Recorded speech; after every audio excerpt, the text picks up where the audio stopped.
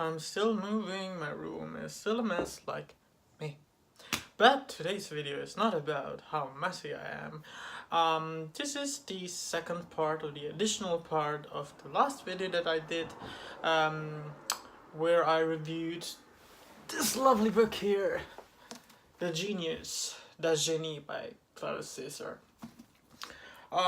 In today's video, I'll go into the analysis of the relationship dynamics of each character and explain a bit of their motives and psychology.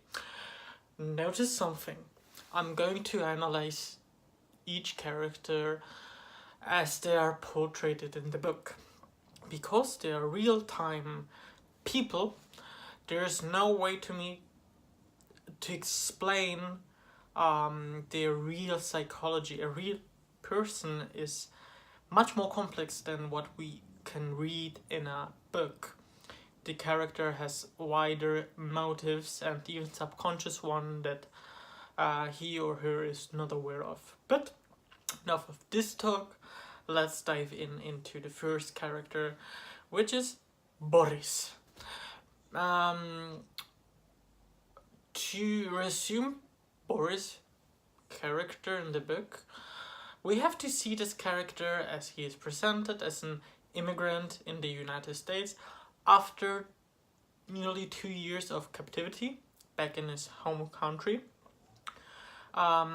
He is a political refugee, basically. Thanks to the influence of his family, he managed to escape and then transferred to America. The motive of his captivity was that he educated people, which was illegal at the time. So that man got to jail basically for being too intelligent and wanting people to be educated. And this is something crucial to the character because he endures a lot of trauma in his life, and he's totally against war or any form of physical violence. One of his biggest values is his pacifism, and of course he regards the intellect and logic very highly, so as to ignore emotions and feelings because they appear to be illogical, and he often calpests the feeling of his fellow human beings, including his wife. So here you have a general idea of this character: very perfectionistic, very intellectual, has little to do with feelings, and high morals. Inflexible, he doesn't easily adapt. Where his wife Sarah is basically the perfect match for him because she understands emotions a little bit better. I know this sounds cliche because she's a woman, but she is not driven by her intellect, basically. She's more driven by her ambition and status. This woman can endure anything, I believe. And her assiduous work attitude is what fascinates Boris to begin with, and during the entire book, basically. They both together are not aligned basically because they have mutual love for each other. They see something valuable, like Sarah sees the potential for a better social status and a more lavish future in Boris, and Boris sees a helping hand that can actually help him to cope with society and at its current state. So this perfect hell match produced this child, William, and William is shaped after his father.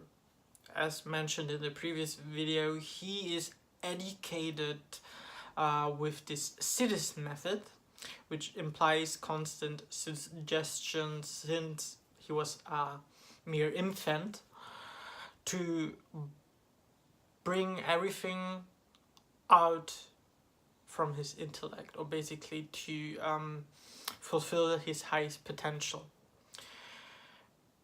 This character is treated as an adult from day one, so he basically never has a real childhood, or what is commonly understood as a normal childhood, where things are, let's say, more fantasyful.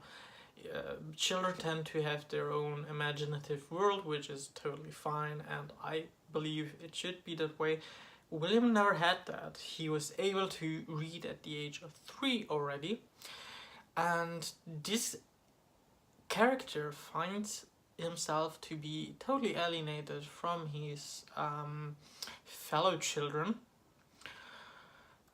Like his father, he has a very strong ethical and moral code regarding non-violence and intellectual abilities and logic. He also has little empathy, but not maliciously or intentionally. He just can't relate to other people's perspective on things. This is even why I would suggest is the reason for his, I don't want to call it failure, but let's call it failure in life. He could have done very great things for humanity, I believe, if he was more understood by his surrounding, or if he had more opportunity to learn how to understand its surrounding on an emotional level. He is not willing to compromise very often because his moral code is so fixed, and during his life he encounters great hardship, and that hardship is often financial, where his sister Helena, who I'll talk about in just a moment, helps greatly. Helena is this left out character that we don't get too much of her. I got a flavor of positivity and cheering up like character of her. She isn't very judgmental, I believe, but because her father has little to no time for her and her mother sees her more as a helping force in the household, this character enjoys more of a quote-unquote normal education and childhood, but I feel her to be left behind during the course of the story.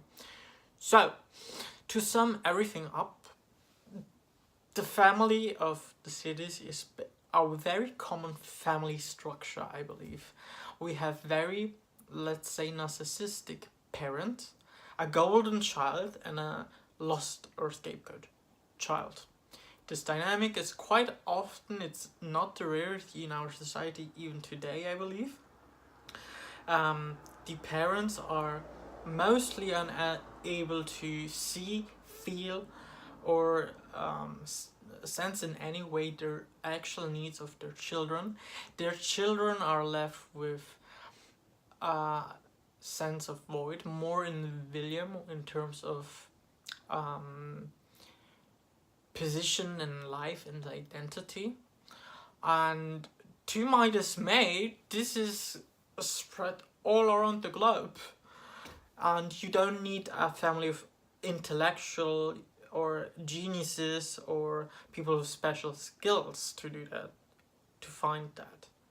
You find that really, really commonly, I believe. So this was my review of the characters. Of course, there's a lot more to say, and I could write a book on my own on each and every character of the book. But I think for the sake of the video, I'll stop it here. Again, if you decide to read the book, I think it's a fantastic reading opportunity for everyone who is going through an identity crisis and starts to seek for his or her own identity, or simply enjoys biographies written in a novelistic fashion. This is everything. Subscription is of course optional. I hope you found this video beneficial in any way, and take care.